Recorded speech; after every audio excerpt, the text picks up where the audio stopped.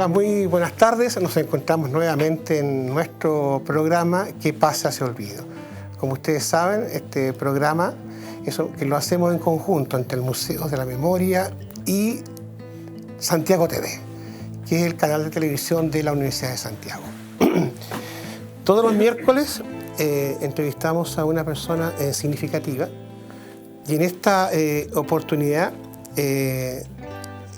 ya lo voy a presentar, debíamos buscar lo que se llama el GC, que es lo que se pone debajo del nombre de la persona cuando aparece por primera vez. Y me preguntaron cuál podía ser ese GC, que es como la definición esencial, no sé si esencial, pero por lo menos identificatoria del personaje, y acordamos que dijera político. No es un oficio que esté muy bien evaluado en los tiempos que corren, Pancho, pero en fin, es lo que soy. Es Jaime Gasmuri, Mujica. Bienvenido, Jaime, a este programa. Y fíjate que político lo pusimos porque tú creo que has dignificado la política, o sea, no es algo ofensivo, es algo de cómo se defiende. Imagino viniendo de amigos, además, que no han querido ofenderme. Cómo se defiende una profesión que es muy noble y que, claro, no tiene el mayor de los prestigios hoy día, pero sin embargo ha sido tan importante en la historia de la humanidad. Jaime Gasmuri, naciste en Chillán, ¿no? No, mi familia es chillanesca, mi padre es chillanejo, los Gasmuri son toda una familia antigua de Chillán, de origen vasco, como muchas familias en Chile, pero yo ya nací en Santiago. Mi padre, después del terremoto de Chillán, del año 38, se vino a Santiago, conoció a mi madre, que era santiaguina, y nací aquí. ¿Y naciste el 5 de abril? 5 de abril del 44. Del 44, sí. ¿Y de Chillán te viniste cuándo No, como yo estudié aquí, hice la secundaria aquí, estudié en la Universidad de Chile, estudié agronomía. Sí. Pero antes estuviste en el Verbo Divino. Antes estuve en el colegio, hice primaria y secundaria en el Verbo Divino, en Santiago, y después hice la universidad en la Universidad de Chile, cerca de acá, porque en esa época la facultad estaba en la Quinta Normal. Ah, claro, cerca de acá. Sí. ¿Y cómo era estudiar en el Verbo Divino en esos años? Bueno, un colegio relativamente exclusivo, de sectores altos, medios altos.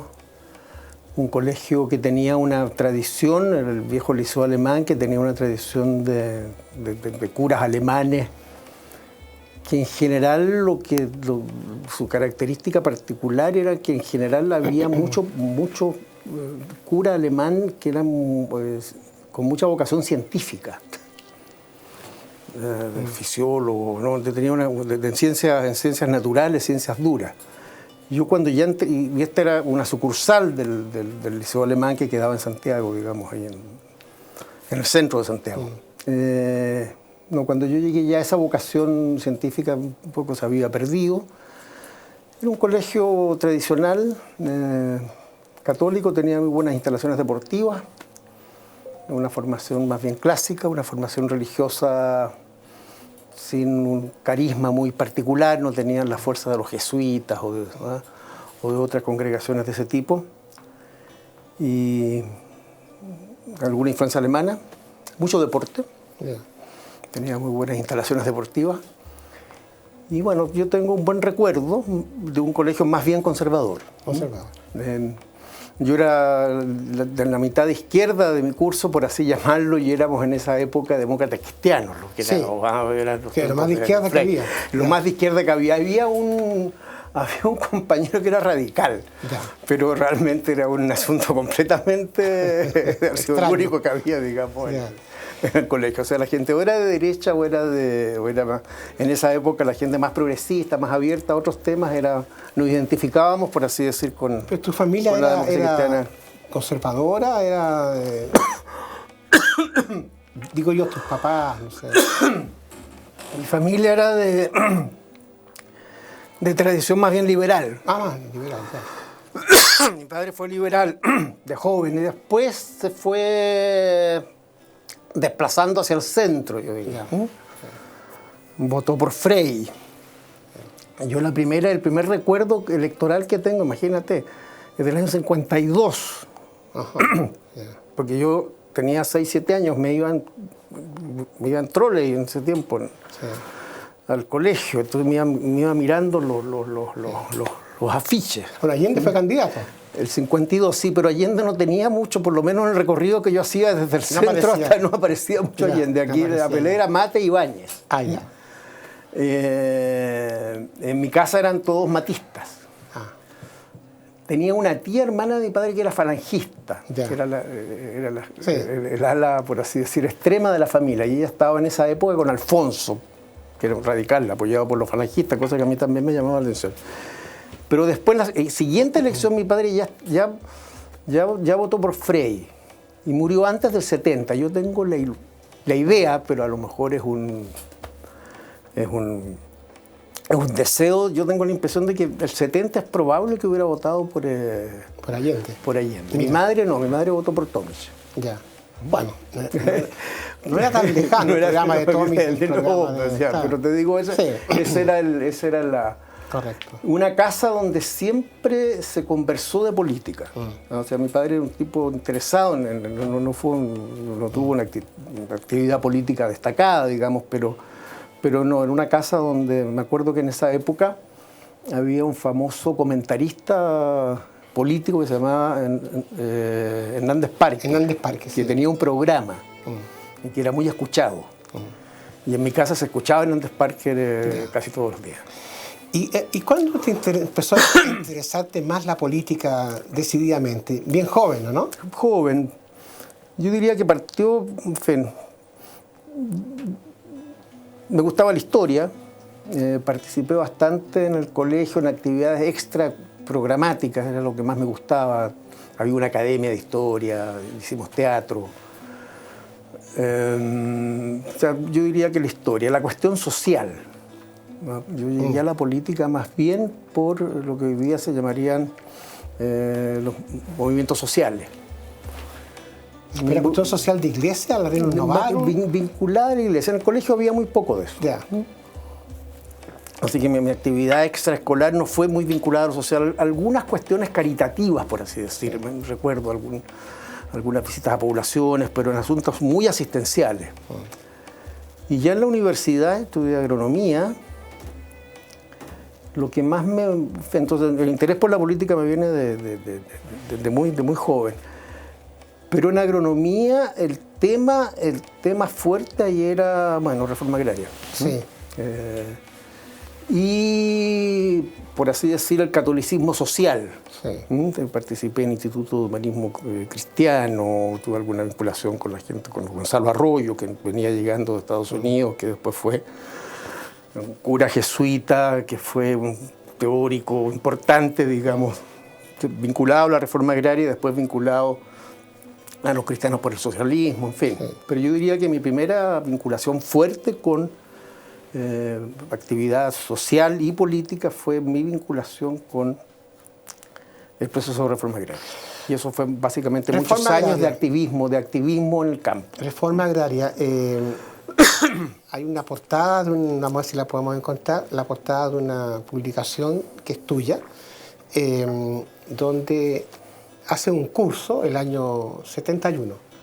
Ahí está, mira, se llama Gobierno Popular y Reforma Agraria. ¿Ya? El curso es bien completo, es un curso bien enciclopédico porque se parte del carácter de la época y ahí sigue. Pero una de las afirmaciones relevantes dice: el principal problema que hay en este país es el sistema. Y el sistema es un sistema capitalista. Y por tanto, lo que hay que hacer es deshacerse de ese sistema capitalista. Y explicas las divisiones en clase que hay en la sociedad, explicas muchas cosas de una manera muy pedagógica, pero quisiera hacerte una primera pregunta. ¿Sigue siendo anticapitalista o ya no? Ya? Esa es la pregunta del millón. O sea, sigo manteniendo la crítica clásica al capitalismo. Ya. Y digo la crítica clásica en dos aspectos, digamos, porque la crítica de Marx, y en eso sigo siguiendo a Marx. La crítica de Marx es una crítica donde Marx es muy consciente del carácter dinámico, lo dice, revolucionario del capitalismo, o sea, el capitalismo como una gran fuerza creadora. Y al mismo tiempo que genera las condiciones de su propia negación. O sea, crea y destruye. La frase, ¿no? De todo lo sólido se disuelve en el aire. O sea, una gran fuerza transformadora. Esa dimensión del capitalismo yo en esos años no la vi. Porque entre otras cosas no la viví. Porque el capitalismo chileno era un capitalismo muy de tercera categoría en esos años. O sea, no había un capitalismo dinámico. Lo contrario, había un capitalismo más bien mediocre. Aquí la gran acumulación capitalista era la minería. La agricultura capitalista casi no existía. Casi no existía, claro. Y toda la industria que se desarrolló con mucha fuerza en los 40, los 50, fue una industria donde era privada, pero donde el elemento central de acumulación fue el Estado. O sea, aquí los trenes, la siderurgia, la electrificación, hasta los hoteles de turismo eran de la Corfo. Entonces a mí, y eso pasó mucho en América Latina, no nos tocó ver esta dimensión, por así decir, creativa del capitalismo. Las películas del oeste donde aparecen ¿cierto? Los trenes que se van introduciendo, ahora el capitalismo manchesteriano, de las fábricas que irrumpen en toda Europa. Aquí vivimos un capitalismo más bien donde eso nos era poco evidente. Lo que sí nos eran evidentes eran las injusticias y las desigualdades, que en Chile eran muy fuertes, a pesar de que hubo progreso fuerte durante los años de los frentes populares, de los 40, la industrialización y todo aquello. También hubo progreso evidente con Frei, pero habían sectores, muchos sectores muy pobres y muchos sectores muy marginados de la sociedad. Y entre ellos el campesinado era sin duda el sector más atrasado y más desvinculado del resto del desarrollo del país. O sea, las condiciones del campo en las que nos tocó trabajar en esos años eran condiciones muy duras, digamos, de vida, de pobreza. O sea, los zapatos eran un lujo. Sí. Y tú estuviste muy activamente comprometido con la política de expropiaciones en la época de la reforma agraria, que era indispensable para transformar en la agricultura. Sí, o sea, bueno, la reforma agraria, que también es importante, digamos, la reforma agraria se convirtió en hoy día diríamos, en un gran consenso nacional, por lo menos de los sectores de centro, democracia cristiana, y de la izquierda. La reforma agraria la comienza, digamos, el gobierno de Frei, una reforma relativamente profunda. Nosotros, cuando digo nosotros, una generación de gente, de militantes que partimos de la democracia cristiana, después rompimos con la democracia cristiana y formamos en esa época el MAPU y nos incorporamos a la Unidad Popular. Hacíamos la crítica a la reforma agraria de Frei, que era demasiado parcial y un tanto lenta.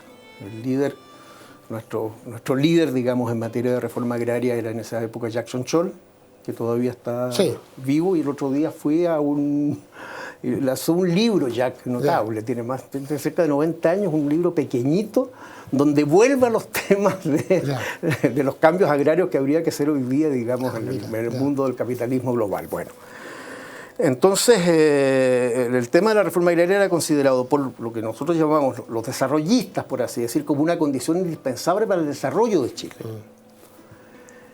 Y para los que pasamos del desarrollismo a la revolución, al anticapitalismo, era una de las transformaciones fundamentales, no la única, porque también en esa época, por lo menos el programa de la Unidad Popular que contribuimos a construir, digamos, y de los cuales la reforma agraria era uno de los capítulos, el programa de la Unidad Popular y de Salvador Allende apuntaba a una transformación anticapitalista, de manera peculiar. Hablábamos de un nuevo modelo de socialismo. Un elemento fundamental, digamos, era tratar de combinar democracia liberal, burguesa, decíamos en esa época, y socialismo, en ese sentido una experiencia única en el socialismo contemporáneo, pero el programa era un programa claramente anticapitalista,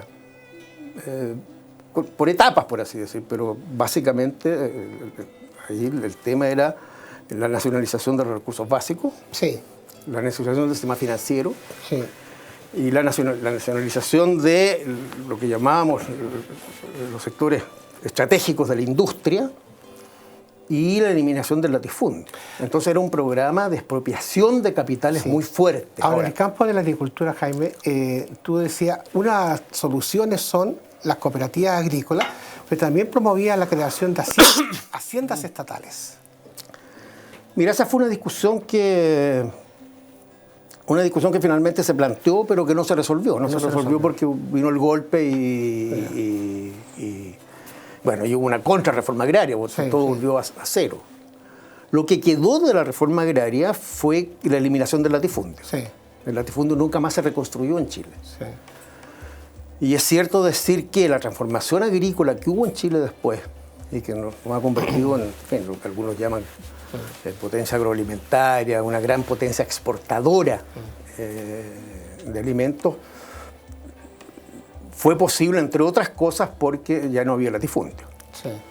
Eso es un dato curioso, porque la historia ha sido muy paradójica con nosotros. Todo esto de que Chile debería ser un gran exportador, era una idea que tenía John Chole en esos años. Y David Weitelman decía, nosotros tenemos que ser la California del Sur. Pero para eso hay que hacer la reforma agraria.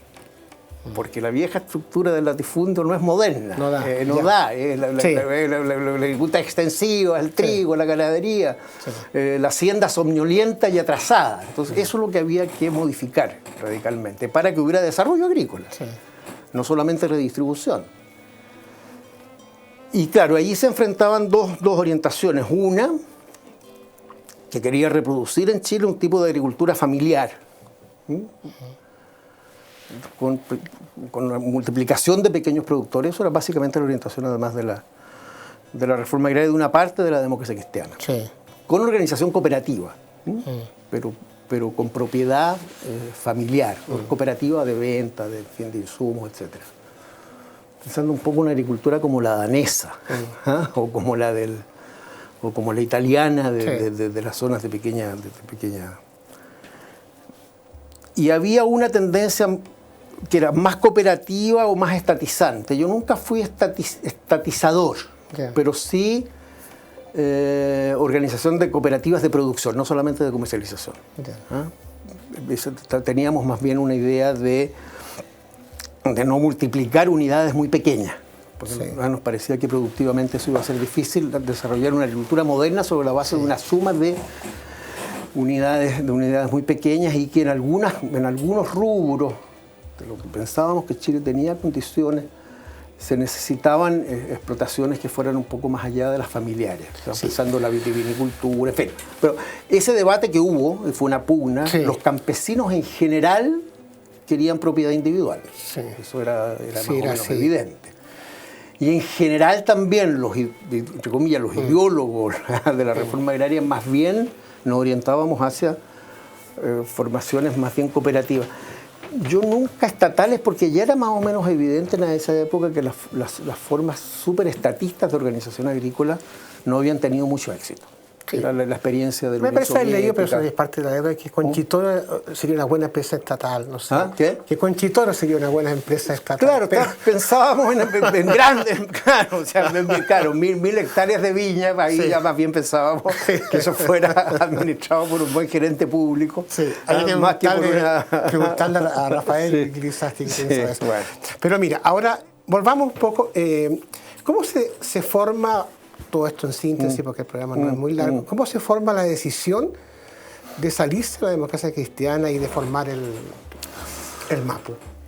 Fue un proceso que surge en un sector, el sector más radical de la democracia cristiana, y que yo tengo la impresión de que hay dos elementos. Uno, el elemento más programático, ideológico, un sector de la democracia cristiana que sigue más bien una cierta tradición anticapitalista que también la democracia cristiana tiene en su origen. Maritain es un anticomunista, pero también es un anticapitalista. Y eso durante el gobierno de Frei se va diluyendo. El gobierno de Frei más bien es un gobierno reformista, un gobierno muy reformista, pero dentro del marco del capitalismo. Sí, esa es una primera discusión que se da muy fuerte al interior de la democracia cristiana y del mundo católico progresista de la época. Entonces, ahí surge la tesis en la democracia cristiana del socialismo comunitario. Sí. ¿Ah? Surge en la democracia cristiana, ya en el gobierno de Frey, la idea ¿te acuerdas tú? Hay un documento importantísimo donde está Bosco Parra, Jacques Chonchol, Rafael Moreno, etcétera. Un documento donde se plantea que la democracia cristiana tiene que implementar una vía no capitalista de desarrollo. Sí. Eso ya en la democracia cristiana, incluso ese documento se hace tesis oficial de la democracia cristiana y eligen una directiva que está en esa orientación. Directiva que en una Junta Nacional es derribada con la intervención directa, digamos, del presidente de la República. El presidente decía la vía de la eficiencia. O sea, el presidente Frey claramente no estaba por un desarrollo no capitalista en Chile. Estaba por la justicia social, estaba por la modernización del país, estaba por la chilenización del cobre, pero dentro de un marco, digamos, no era un cuestionador radical del capitalismo, como sí un sector de la democracia cristiana que nos fuimos orientando en esas posiciones. Entonces había una diferencia bien de fondo, de orientación general. Y había un segundo elemento que era más político-táctico, diríamos que era cómo enfrentar la elección del año 70, que venía la elección presidencial. Y ahí se enfrentaron dos posiciones, una que era la que se llamó, la que triunfó finalmente, que era el camino propio. O sea, la democracia cristiana con una candidatura propia que enfrentara a la derecha, sabía que venía, digamos, Alessandri, la derecha iba a tratar de volver, digamos, al poder con la figura de Jorge Alessandri, y la izquierda que tenía que definir su candidato. Y la otra tesis que nosotros levantamos en la democracia cristiana fue lo que se llamó en ese momento la unidad del pueblo, para decir la unidad de la democracia cristiana. ¿Quiénes son nosotros? Nosotros es un sector relativamente amplio que va, en ese momento el líder principal que encabeza esa tesis en la democracia cristiana es Radomiro Tomic. Ajá, Radomiro Tomic, ya. Y por tanto una alianza muy amplia, donde hay figuras, en eso entiendo que está incluso Renan Fuentealba, no me acuerdo, sí, debe que ha tratado en eso Renan. Ya. Y como sectores más organizados en la democracia cristiana, un grupo que se llamaba Terceristas, que figuras importantes era, en fin, Jacques Chonchol, Bosco Parra, Luis Mayra y otros, y el sector rebelde al que yo pertenecía, cuyo líder de los más antiguos en el partido era don Rafael Agustín Gumucio, y entre los jóvenes Rodrigo Ambrosio. Entonces se va a una definición en una junta de la democracia cristiana, donde se plantean estas dos tesis, unidad del pueblo y camino propio. Triunfa el camino propio. O sea, perdemos, digamos, la disputa ya político-electoral, y ahí resolvemos salirnos de la democracia cristiana, conformar un nuevo movimiento político y adherir a lo que finalmente termina siendo la Unidad Popular. ¿Y quien encabeza eso es Rodrigo Ambrosio? Rodrigo Ambrosio, sí, pero también algunas figuras muy importantes que eran lo que nosotros en esa época llamábamos los viejos, que deben haber sido todos más jóvenes de lo que yo soy ahora, digamos, salvo don Rafael Agustín, que era más antiguo, sí. Que era seguramente más antiguo. Vicente Sota también era uno. No, un grupo importante de figuras históricas de la democracia cristiana. El más histórico era don Rafael Agustín, había sido senador, que era Alberto Jerez, que era un senador muy popular por la zona del carbón, Julio Silva Solar, que era uno de los teóricos del socialismo comunitario, o sea, un grupo de 4 o 5, Vicente Sota, Carmen Lora Aguayo, un grupo significativo, digamos, de 2 senadores, 3 diputados, ¿no? Y la Juventud Demócrata Cristiana, cuyo líder principal es Rodrigo Ambrosio, una parte muy importante del departamento campesino de la democracia cristiana, que recogía todo el trabajo agrario que habíamos hecho antes y que había mucho dirigente sindical, sobre todo sindical, pero también de cooperativas, campesinos que siguen esa orientación. Yo trabajaba vinculado, digamos, a ese sector, y un pequeño también, pero de alguna significación, de dirigentes sindicales de la democracia cristiana y mucha juventud universitaria. Yo diría que la composición social del MAPO es militantes demócratas cristianos, algunos militantes tradicionales de comuna, algunos dirigentes antiguos de la democracia cristiana, la juventud, que es una juventud territorial y universitaria, y una parte importante de los nuevos contingentes de dirigentes campesinos que se van incorporando en Chile en esos años a la lucha social por la reforma de la ley y a la lucha política. Ya. Pero cuando se forma el MAPU en el 69 en adelante, el liderazgo de Rodrigo Ambrosio es bastante indiscutido, ¿no? Sí, claro. Entre los jóvenes, sí. Ya. Y muy respetado también por lo que llamábamos en esa época los viejos. No, el liderazgo de Rodrigo en lo que es el sector rebelde se consolida con mucha fuerza después que Rodrigo llega a Chile. Yo todavía no estaba tan metido en el partido, sino que más bien estaba en el movimiento agrario, por así decir. Pero Rodrigo Alberto a Chile, me imagino yo, 67 por ahí. Después de una estadía en Europa y particularmente en París. No, el liderazgo de Ambrosio en la configuración del MAPU es muy importante. Y tuvo una gran influencia de ustedes como generación. Era el líder indiscutido.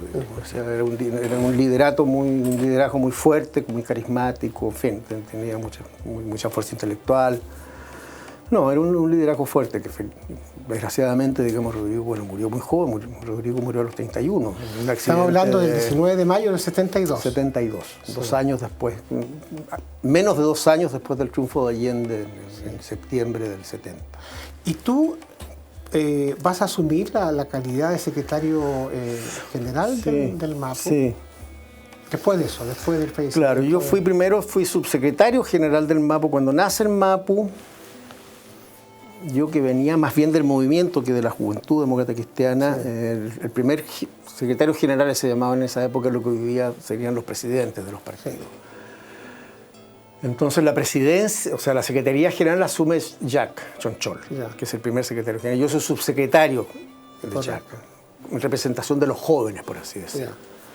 Esa representación no la toma Rodrigo, que habría sido el representante natural, porque en ese momento Rodrigo está de profesor universitario en Concepción. Correcto. Tiene que irse a Concepción, entonces Rodrigo está en Concepción. Y el año siguiente, digamos, cuando ya formada la Unidad Popular, hay un congreso del MAPU, que Rodrigo ya se viene a Santiago y ahí él asume la dirección del MAPU. Bueno, pero dejémote a ti como secretario general del MAPU por ahora. Vamos a una pausa y volvemos con Jaime Gas Muri.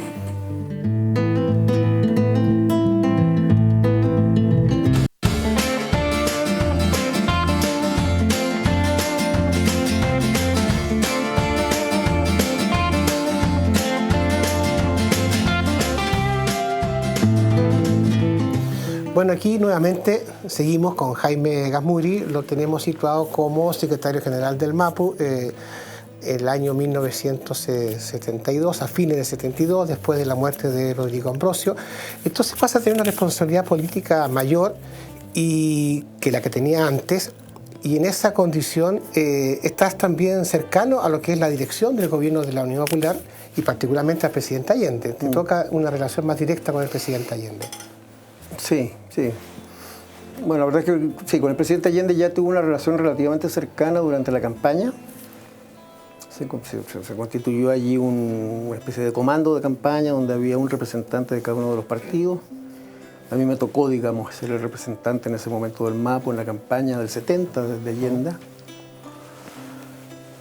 que para mí una figura de que lo conocía por los diarios, por la radio. Yo ya había televisión también. Me acuerdo de haber hecho la primera gira electoral con él, que fue a su última circunscripción electoral. Allende había salido senador por una circunscripción que en ese tiempo era Chiloé, Aysén y Magallanes. Quiso partir la campaña del 70 por Magallanes y Aysén. Yo lo acompañé junto con 4 o 5 dirigentes a esa. Así que después había un comité de partidos de la Unidad Popular, donde estaba Rodrigo, Ambrosio, pero yo normalmente acompañaba a Rodrigo, así que ya con Allende había tenido una relación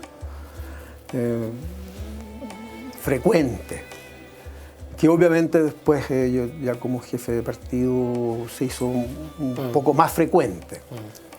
En un sistema político donde el MAPU era un partido de los partido relativamente pequeño dentro de la Unidad Popular, los dos grandes partidos eran comunistas y socialistas, pero tenía una cierta valencia cierto sello de calidad, digamos. Y tenía también influencia significativa en sectores sociales, en fin, en el gobierno. Mucho cuadro profesional en tareas de gobierno y demás. Bueno, así que con Allende desarrollé una relación bastante cotidiana en un momento y un sistema político, como te digo, donde los partidos tenían una función dirigente bien importante. En ese sentido, una relación bastante distinta a la que existe hoy día entre gobierno y partido. Sí. ¿Mm? Sí. Y bueno, Allende era una figura, yo no podría decir que fui amigo de Allende, porque había una diferencia generacional muy fuerte, digamos.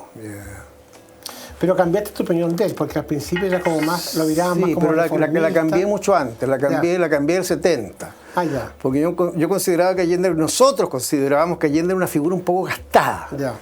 que había sido candidato 3 veces, que andábamos en esta idea de las caras nuevas, la renovación de la izquierda, en fin.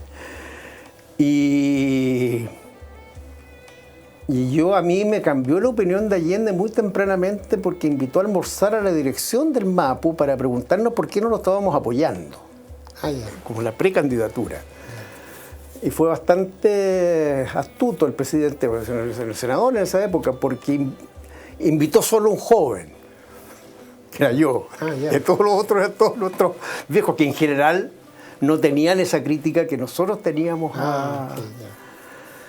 Y allí, en fin, en vez de intentar seducirnos, nos enfrentó muy directamente. Y no sé si ustedes se dan cuenta que yo soy el único candidato posible de la Unidad Popular.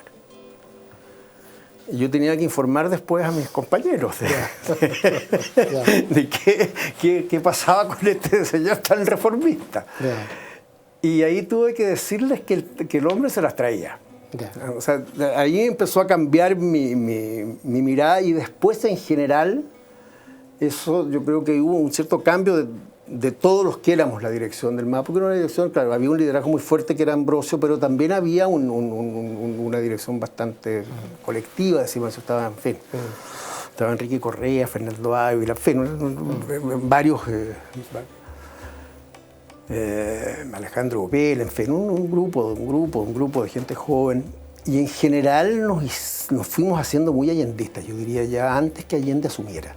Hay un cierto giro ya de una comprensión más cabal de lo que Allende representaba como proyecto en la izquierda. Yo diría, y en general el MAPU, durante todos esos años, en general seguimos bastante, digamos, las orientaciones del presidente Allende, cosa que no era evidente en la Unidad Popular en esa época.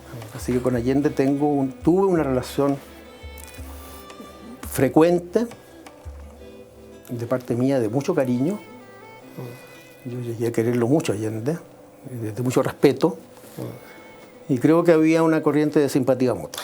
¿Cuánto influyó Allende en la división del MAPU? Estamos hablando del año marzo del 73 ahora. Mira, a ver, la división del MAPU fue una parte abortada de un proceso mayor, que la idea era producir un giro, digamos, en la dirección de la Unidad Popular. Un giro que significaba, por así decir, buscar un entendimiento con Prat y la dirección de las Fuerzas Armadas, intentar consolidar los cambios, en fin, frente a otra corriente que tenía más bien la idea de que había que avanzar sobre las transformaciones. Nosotros teníamos la impresión de que había que veíamos una conspiración en marcha, militar y demás, entonces pensábamos que era un momento de intentar ampliar, digamos, la base de la Unidad Popular. Y eso significaba, desde el punto de vista nuestro, un cambio en la dirección del Partido Socialista y del MAPU. Y bueno, eso afirmaba una línea que era más cercana al presidente. No consultamos al presidente porque no queríamos involucrarlo en esa decisión. Pero sí, yo antes de que se produjera ese proceso de división, que lo provocamos nosotros, digamos, yo sí, yo le avisé al presidente. No le pedí autorización. Si me hubiera dicho que no, No lo habríamos hecho. Ya. ¿Ah? Y le pedí en ese sentido algunos apoyos que los dio. Ya. Correcto. Mira, sobre la división del MAS podemos hablar más, pero quisiera preguntarte, tú estuviste muy cerca también, conversaste mucho con el general Prat, o sea, estuviste cerca del análisis de las posibilidades del golpe. Sé que el tema da para mucho, pero sí, porque tenemos que hablar de otros temas también, pero ¿tú crees que el golpe fue inevitable? Es una pregunta que no tiene, desgraciadamente esas preguntas en la historia no tienen respuesta. Porque al final las cosas se dieron como se dieron. Lo que sí habría que decir es que el golpe, o sea, que no todas las Fuerzas Armadas estaban por el golpe.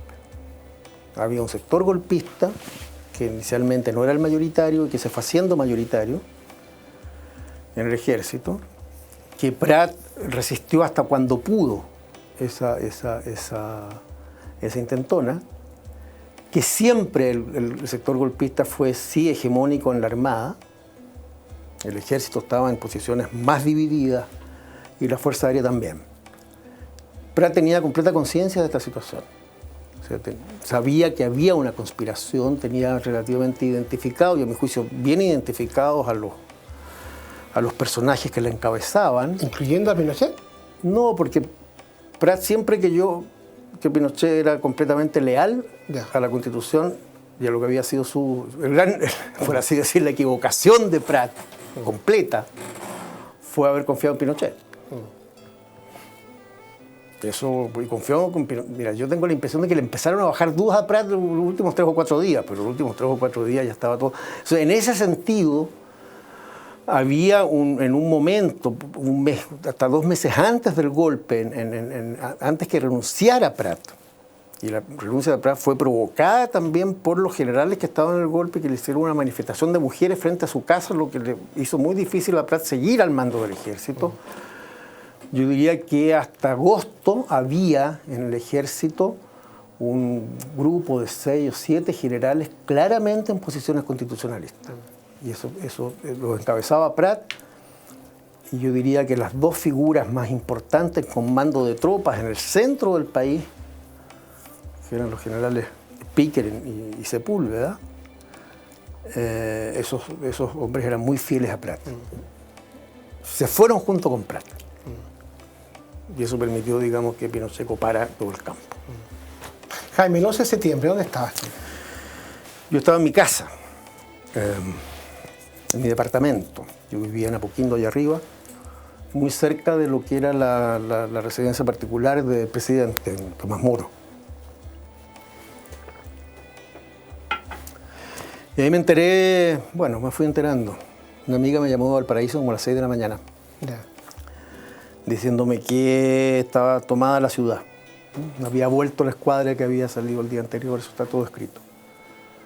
Marta Orrego era mi amiga, en esa época mujer de Ángel Parra. Llamé a Tomás Moro. Hablé con Tati, la hija del presidente, que tenían la misma información. No tenían información de Prat, que era la gran pregunta, que yo creo que nos hicimos todos hasta que se quedó claro que... No, Pinochet, perdón. Hasta que quedó claro que Pinochet estaba detrás. Y ahí, bueno, me dice que el presidente va a salir dentro de poco, se va a La Moneda. Sí. Ahí estaba. Yo tenía resuelto quedarme en Chile. Tuve claro desde el primer momento que si Pinochet estaba en el golpe no había nada que hacer.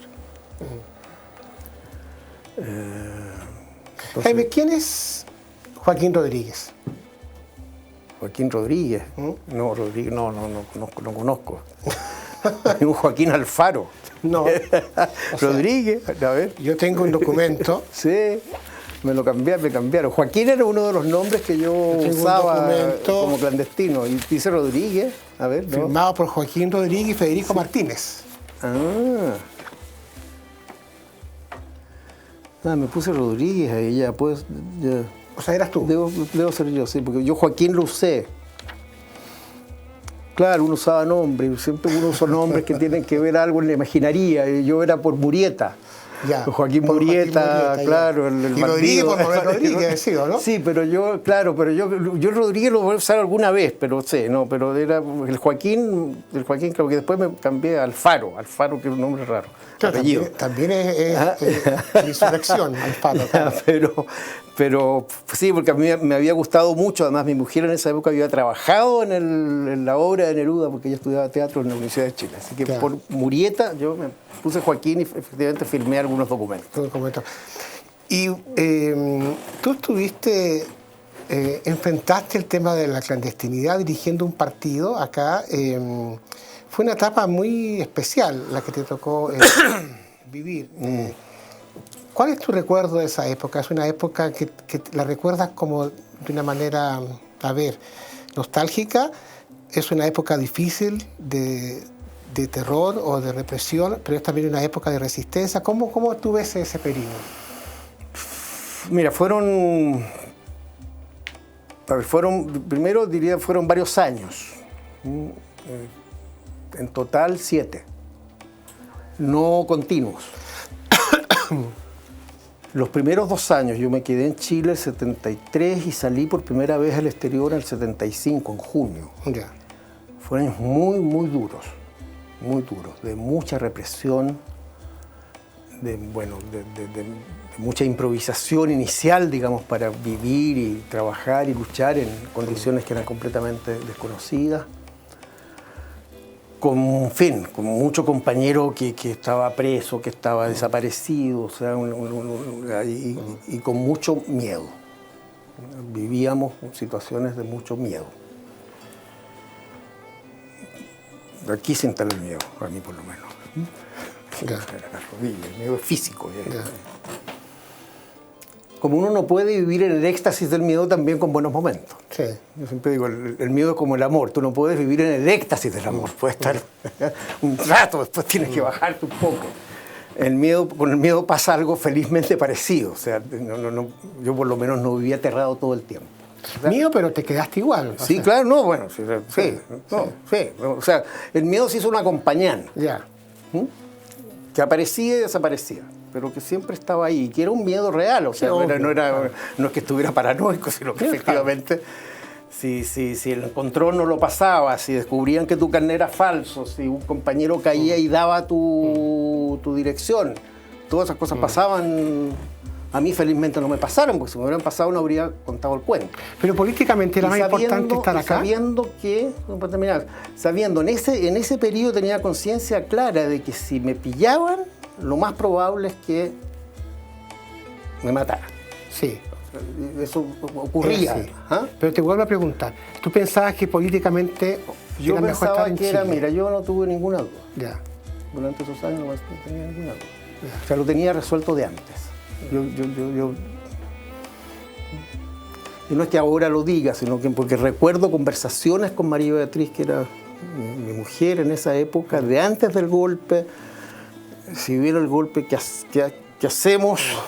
Me decía, yo me voy, yo decía, yo me quedo. Yeah. O sea, era una decisión que estaba hecha. No la resolví el 11. No. Y hecha la decisión, bueno, había que quedárselo.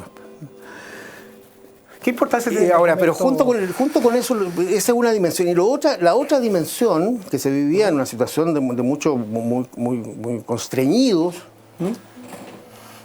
Yo además andaba bien con otra documentación, con un bigote, usaba anteojos, en fin.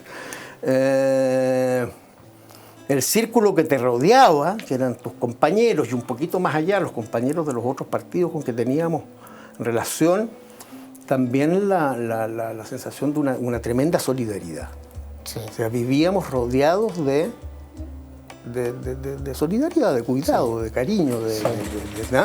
Sí, o sea, vivíamos en un mundo que era lo nuestro, era asediado, pero estaba fuera. Bien, eso. Aprender las lecciones del pasado. ¿Qué importancia tiene ese texto? Un texto que tú escribiste, sí, ¿no? Sí. Para construir el futuro. Sí, claro. Porque mira, la pregunta era, habían varias preguntas, pero habían dos básicamente, porque quedarse aquí tenía sentido sobre la base de que yo me quedaba para intentar reconstruir una política antifascista, decíamos en esa época. Reconstruir. Y para reconstruir lo primero había que preservar, porque se intentó aniquilarnos. Fue el aniquilamiento físico, bueno, la represión, los desaparecidos, los fusilados, pero además aniquilamiento cultural. O sea, borrar, digamos, de la memoria de los chilenos la cultura de la izquierda, la cultura democrática. O sea, habían dos preguntas básicas para intentar mirar hacia el futuro con alguna perspectiva. Que era, ¿por qué perdimos? ¿Qué ocurrió? ¿Cierto? Que esta experiencia que tuvo aspectos tan notables y de alguna manera también únicos en la historia, ¿qué hizo que esa experiencia fuera derrotada? O sea, ¿por qué perdimos? Que era central, a mi juicio, para reconstruir el futuro. A esa pregunta... Y tenía que haber alguna responsabilidad nuestra, porque sí, claro, perdimos porque el imperialismo no... Sí, evidente, pero que el imperialismo, yo siempre lo digo, si nosotros queríamos terminar con la influencia del imperialismo, entonces no podíamos contar con que nos ayudara esta gente. Sí, claro. Era más o menos evidente. Entonces, bueno, esa fue la primera pregunta, y que tuvo respuestas muy distintas en la izquierda, en esa época. Y la segunda es ¿qué hacemos? Sí. ¿Qué hay que hacer? Sí. ¿Qué hay que hacer para salir de esta...? Entonces, esa es una reflexión que intenta, relativamente temprano, responder a esas dos preguntas. Sí. Y las respuestas, por así decir, bueno, el tema es largo, pero por hacerte una síntesis fuerte es: perdimos porque no fuimos capaces de construir un frente suficientemente amplio que respaldara las transformaciones muy profundas que queríamos hacer en Chile. Esa fue la primera conclusión. Y eso, porque siempre en la izquierda, cuando hay esas discusiones, se contraponen distintas opiniones, lo que es natural. Y por tanto, esa conclusión era la derrota, que hubo obviamente una derrota militar. Finalmente fueron las armas las que impusieron el frente adversario a la revolución. Logró el monopolio de las armas y fueron las armas las que nos derrotaron. Pero la reflexión nuestra de la derrota fue primeramente política y secundariamente militar. Y la derrota política fue no supimos construir una alianza suficiente para las transformaciones que pretendíamos. Y la idea de que esa alianza de alguna manera también era posible, no segura, porque habían, sobre todo en el centro y en la democracia cristiana, sectores que estaban muy cerca de nosotros y que terminamos confrontando. Por lo que tú decías al comienzo, el programa de Radomiro Tomic y el programa de Allende no eran tan distintos. Sí. Esa fue la primera conclusión. Y la segunda era más o menos... La segunda se desprendía de la primera. O sea, para terminar con una dictadura como la que viene, que suponíamos que era más que una dictadura transitoria, como en esa época mucha gente pensaba, sobre todo Frey y gente de la democracia cristiana, que este va a ser un golpe a la latinoamericana, que llegan los militares, ordenan un poco en la casa, sacan los gobiernos de izquierda, llaman a elecciones. Bueno, nosotros teníamos la idea del comienzo que no, que esto era una dictadura refundacional, había una cierta refundación del capitalismo también en Chile. Y que para eso había que construir un frente muy amplio, que incluyera al centro del país y a la democracia cristiana. Cosa que después fue muy evidente, porque la democracia cristiana pasó toda la oposición, pero que el 74 no era nada evidente, porque una parte de la democracia cristiana había, si no apoyado, había justificado por lo menos el golpe, por ponerlo de alguna manera. Entonces, esa fue la segunda lección para construir el futuro. Y que el camino no era un camino armado, porque bueno, íbamos a enfrentar con un ejército que era imbatible en el terreno militar, y por tanto que el camino tenía que constituirse en un proceso creciente de movilización social, civil, política, cultural, etc. Jaime, ¿sigue pensando igual? ¿En qué sentido? En el sentido de que el camino es un camino que tendría que tener esos componentes. Sí. La amplitud política. La amplitud política y la movilización social. Nosotros lo que no logramos Porque todo esto suponíamos, la estrategia suponíamos que había un momento de ruptura democrática llamábamos. O sea que la idea, por así decir, el diseño estratégico, les gusta decir a los que construimos políticas desde la izquierda, el diseño era una movilización social de tal amplitud y magnitud que incluía, por supuesto, paros, tomas, en fin, incluía movilización múltiple, iba a provocar en algún momento un cierto quiebre en lo que llamábamos el bloque en el poder.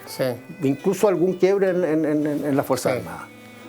Y por tanto nuestra consigna era movilización social, ruptura democrática, hablábamos de ruptura democrática, y eso casi toda la oposición, también lo dijo Eduardo Frei en el Teatro Caupolicán en el 80, gobierno provisional, o sea, un gobierno provisional cívico-militar, decía, o sea, con los militares, porque pensamos que algunos militares iban a sacar a Pinochet. Gobierno cívico-militar que restaurara las libertades públicas y asamblea constituyente. Ese era nuestro programa. De eso se hizo una alianza muy amplia. Y no se logró ruptura democrática. Y al final tuvimos que entrar en el camino que estaba diseñado en la Constitución. Sí, pregunta, Jaime. Resulta de que en toda tu historia política, tú promoviste mucho siempre la participación ciudadana, la movilización social, el movimiento popular. Pero hace poco leí una entrevista tuya donde decías que la gente la transición, llamémoslo así, en el tiempo del periodo de los años 90, como que quería encargarle a los políticos que arreglaran los problemas. Entonces la pregunta de fondo es, ¿por qué una estrategia que fue exitosa en términos de terminar con la dictadura que acabas de describir, que era una estrategia de participación, de movilización social, ¿por qué esa estrategia no fue la que prevaleció en el tiempo de la Concertación? Esa es la pregunta también que yo no tengo una respuesta. Eso que me leíste en la entrevista es una dimensión, es una parte de la realidad. No es toda, porque yo lo que no comparto esta idea que existe hoy día, o sea, hay una mirada de la transición que está muy hecha con los ojos de hoy día. Y a mi juicio eso es una manera complicada de ver la historia porque... Perdón que te interrumpa. Sí. Entonces... Tengo que preguntarte esto antes que se nos acabe el programa. Con los ojos de ayer, tú siempre sostuviste que la participación ciudadana era fundamental. Sí, de acuerdo, pero también, pero también me di cuenta, o sea, advertí el hecho de que había no sé si un cansancio, pero había en muchos sectores ciudadanos la idea de un cierto compás de espera. No, había sido muy duro todo aquello. No había una disposición, entre comillas, para la calle. Después empezó a verla. Nosotros creo que cometimos el error de no haber mantenido más vinculación con los movimientos sociales. Cometimos un error muy grave, yo creo, eso lo cometieron más los gobiernos que los partidos, bueno, pero somos todos responsables de aquello. Que fue, por ejemplo, se desmontó gran parte de las ONG y toda esa gente se fue al gobierno. Ahora, decisiones no eran simples porque había que gobernar. Nuestras capacidades de gobierno estaban en las ONG. Bueno, pero las ONG que cumplieron un papel fundamental en la lucha democrática en dos sentidos. Primero, como centros de pensamiento y de investigación, o sea, el GIA, que aquí, o sea, hubo realmente mucha creatividad y al mismo tiempo como vinculaciones con la sociedad. El movimiento feminista, que aquí, que el ecologismo, etcétera, ¿cierto? Entonces también se vació un poco una parte de lo que había sido el activo movilizado y se movilizó en función, digamos, de las tareas de gobierno. Mira, yo cuento una anécdota, pero en el campo político, es anecdótico, pero las anécdotas a veces ilustran. Yo en la segunda campaña me encontré en un pueblito de la costa de Curicó que se llama La Pesca, con un viejo compañero socialista que muy emocionado me sale a recibir y saca del techo y me lo regala un afiche de Allende de la campaña del 70, que había tenido guardado en el techo durante todos esos años. Y era mi segunda campaña, había sido candidato 4 años antes. Entonces yo, bueno, recibo esto con mucha emoción y le digo, compañero, muchas gracias, etcétera. Le digo, pero usted no estaba acá en la campaña anterior porque yo no lo vi en mi campaña. Entonces el viejo se pone un poco colorado y me dice, mire, compañero Gamburi, me dice, yo voy a tener que hacer una confesión.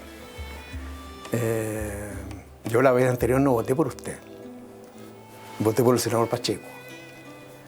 ¿Y por qué, le digo yo? Porque yo pensé que si votaba por usted podía volver Pinochet. Bueno, entonces te digo, y ese era un militante socialista de toda la vida, ¿cierto? Que tenía la idea, el año 89, que si yo salía senador... Claramente es un tema abierto, ya estamos llegando al final del programa. Tú tienes que irte al municipal y nosotros tenemos que cerrar el programa contigo. Decirte, Jaime, que ha sido como siempre un agrado poder conversar y discutir con quien ha hecho de la política en el mejor sentido de la palabra, una vocación y una profesión. Y sí, eres nuestro invitado para otros programas de este tipo que tengamos.